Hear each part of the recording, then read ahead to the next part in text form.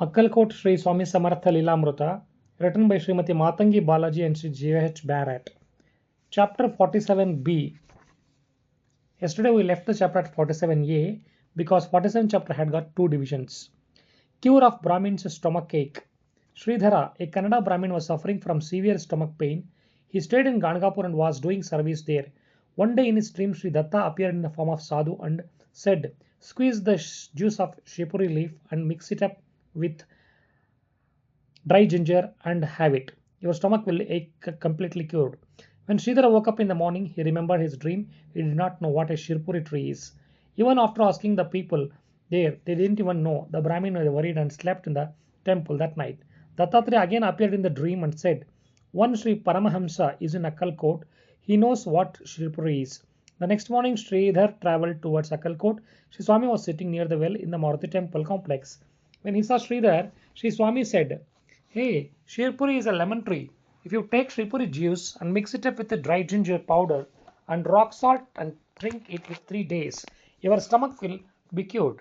The Brahmin happiness had knew no bounds. He continued to do so. Sri Swami had told him for 8 days. He has done 10 days, and illness completely cured, and he left for his hometown. Blessings to Govind Rao Pant. Govindrao Pant was an ardent devotee of Sri Swami Samartha. Sri Chintapan Tolia's son he was. A great scholar, indeed a bhakt of Dattatreya. He was suffering greatly because of he was possessed by demon, so he stayed at Akkalkot upon his father's advice. When he was at Joshi Boa's home, Sri Swami Samartha suddenly came there. As it was a morning, Joshi Boa was in puja. Sri Govindrao made Sri Swami sit on the wooden tree. He brought the wooden sandals that had bought in the Ganagapur, placed them on Swami Samartha's feet and performed Pada Puja. "Swami, I should always think of your feet. Please grant me the boon and grace not to forget them, even for a second." Govindrao prayed. Sri Swami nodded the agreement.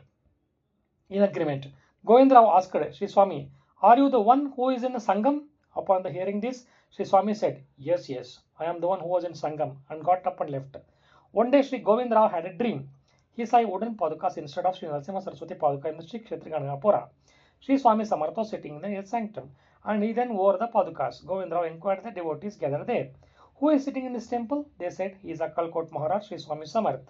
And when his dream vanished, after this dream he was convinced that Akkalkot Sri Swami Samartha and Dattatreya are one and the same. He then became the ardent devotee of Sri Swami Samartha for the rest of his life. Sri Madhavrao Malojirao Bhosle, the Maharaj of Akkalkot, was originally a devotee of Sri Swami Narasimha Saraswati. He would take part in the festivities of Ganagapur and would return to the Akkalkot only after staying in Ganagapur for 3 days. During the Guru Padaka and Pratipada and feeding the Brahmins, one day he had a dream in which he was asked, "Why do you come to Ganagapur when I was staying near your town?"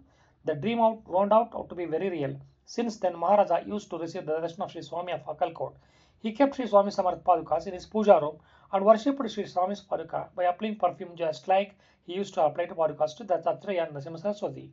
He started celebrating Guru Pratipada in Akkalkot itself and allocated 150 rupees per annum from the treasury for the celebration of the festival. A Brahmin was suffering from stomach pain. He went to Narsobanwadi and prayed that if his stomach ache would be cured, then he would give 1 rupee and 50 paisa to Sri Guru Swami Samarth Mat and buy pedas. By Sri Guru's mercy, his stomach ache was cured.